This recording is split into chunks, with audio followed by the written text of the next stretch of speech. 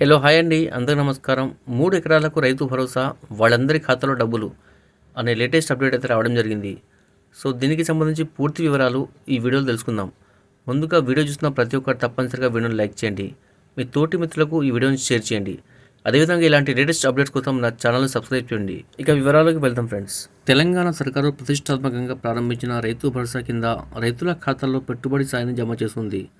ఇప్పటి వరకు 2 ఎకరాల లోపు భూమిని కలిగిన రైతుల ఖాతాల్లో నగదును జమ చేసిన ప్రభుత్వం ఇవాల్టి నుంచి 3 ఎకరాల లోపు భూమి కలిగి ఉన్న అన్నదాతల ఖాతాల్లో పంట పెట్టుబడి డబ్బులను జమ చేస్తుంది.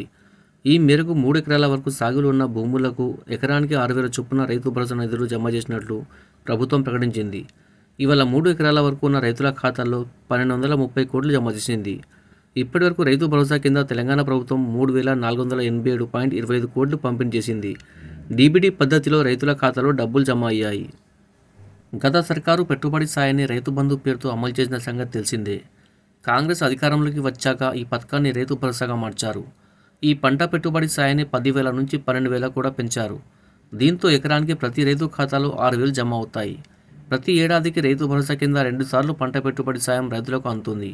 రైతు భరోసా స్కీమ్ కోసం తెలంగాణ ప్రభుత్వం ప్రతి ఏటా 20,000 కోట్లను రైతుల ఖాతాలో జమ చేయనుంది. ప్రస్తుతం తక్కువ విస్తీర్ణంలో ఉన్న భూముల నుంచి మొదలుకొని ఎక్కువ విస్తీర్ణంలో ఉన్న భూములకు నిధులను విడుదల చేస్తున్నారు.